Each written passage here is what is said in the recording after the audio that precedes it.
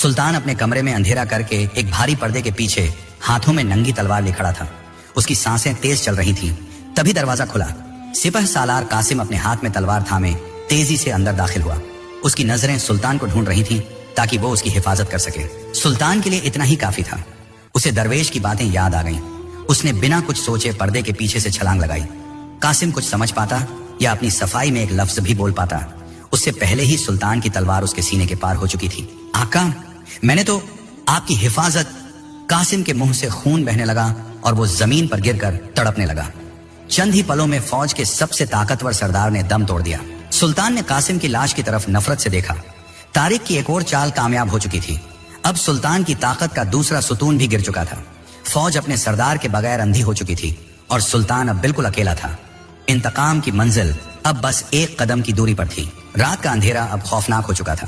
سپہ سالار قاسم کی خون سے لت پت لاش زمین پر پڑی تھی اور سلطان مظفر کے ہاتھ کانپ رہے تھے. محل میں خبر پھیل چکی تھی کہ بادشاہ نے اپنے ہی سپہ سالار کو قتل کر دیا ہے. فوج میں بے چینی تھی اور محل کے پہرے دار خوفزدہ تھے. کوئی بھی سلطان کے کمرے کی طرف جانے کی جرت نہیں کر رہا تھا. سلطان اب پوری طرح اکیلا ہو چکا تھا. اس کی طاقت، اس کا غرور، سب کچھ ٹوٹ چکا تھا. اس نے گھبرائی ہوئی آواز میں آواز لگائی. درویش، او درویش، کہاں ہے تو؟ کمرے کا دروازہ کھلا اور طارق آہستہ آہستہ چلتا ہوا اندر آیا. اب اس کے ہاتھوں میں کوئی لاٹھی نہیں تھی. اس کی چال میں کوئی لاچاری نہیں تھی. وہ بالکل سیدھا کھڑا تھا. سلطان نے اس کی طرف دیکھا اور ایک پل کے لیے حیران رہ گیا.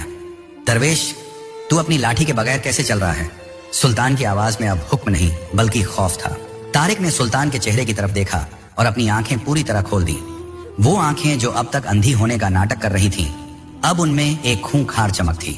سلطان لڑکھڑا کر پیچھے کی طرف ہٹا. تو اندھا نہیں ہے؟ سلطان کی آواز گلے میں ہی پھنس گئی.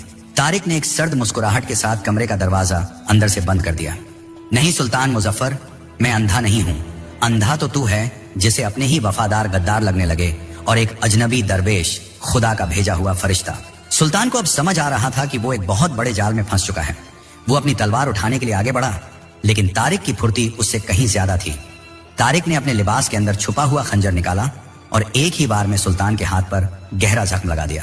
سلطان کی چیخ نکل گئی اور تلوار اس کے ہاتھ سے چھوٹ کر دور جا گری. یہ تو نے کیا کیا غدار؟ تو جانتا ہے میں کون ہوں؟ سلطان درد سے تڑپتے ہوئے زمین پر گر پڑا. طارق نے سلطان کے سینے پر اپنا پاؤں رکھا اور جھک کر اس کی آنکھوں میں دیکھا. تو وہ ظالم درندہ ہے جس نے آج سے 10 سال پہلے بستی پر حملہ کر کے بے گناہ عورتوں، بچوں اور بوڑھوں کا قتل عام کیا تھا. تو نے دولت کے نشے میں میرے قبیلے کو جلا کر راکھ کر دیا تھا. میرا بوڑھا باپ رحم کی بھیک مانگتا رہا لیکن تو نے اس کا سر دھڑ سے الگ کر دیا. یاد آیا تجھے؟ سلطان کی آنکھوں میں موت کا خوف صاف دکھائی دے رہا تھا. وہ کانپتے ہوئے ہاتھ جوڑنے لگا. مجھے معاف کر دے، میں تجھے آدھی سلطنت دے دوں گا. میرا خزانہ تیرا ہے، مجھے مت مار. دولت؟ طارق زور سے ہنسا لیکن اس کی ہنسی میں بے انتہا درد تھا. کیا تیری دولت میرے باپ کو واپس لا سکتی ہے؟ کیا تیرا خزانہ میری بستی کی راکھ کو پھر سے گھر بنا سکتا ہے؟ تو نے ہاشم کو مارا، تو نے قاسم کو مارا. یہ سب تیری سازش میں شامل تھے. میں نے تو صرف تمہارے درمیان شک کا بیج بویا تھا. قتل تو نے خود اپنے ہاتھوں سے کیا. طارق نے اپنا خنجر اوپر اٹھایا. اس کی آنکھوں سے آنسو بہ رہے تھے. یہ آنسو ان 10 سالوں کی تڑپ کے تھے. یہ ان ماؤں کی طرف سے ہے جن کے بچے تو نے یتیم کیے. طارق نے خنجر سلطان کے سینے میں اتار دیا. سلطان کی آنکھیں پھیل گئیں. اس کے منہ سے خون کا پھوارہ پھوٹا اور چند ہی پلوں میں اس کی سانسیں ہمیشہ کے لیے رک گئیں. وہ ظالم سلطان جس کے نام سے پوری سلطنت کانپتی تھی آج اپنے ہی کمرے میں بے بسی کی موت مارا گیا تھا. طارق نے خنجر سلطان کے سینے سے نکالا اور اسے سلطان کے ہی لباس سے صاف کیا. اس نے ایک گہری سانس لی. سینے پر رکھا ہوا انتقام کا بوجھ آج اتر چکا تھا. اس نے واپس اپنا پرانا اور پھٹا ہوا لباس پہنا، اپنی لاٹھی اٹھائی اور اسی طرح آنکھیں آدھی بند کر کے کمرے سے باہر نکل گیا. محل میں افراتفری مچی ہوئی تھی لیکن کسی نے اس اندھے درویش کو روکنے کی کوشش نہیں کی. وہ خاموشی سے محل کے بڑے دروازے سے باہر نکلا اور اندھیرے میں کہیں گم ہو گیا.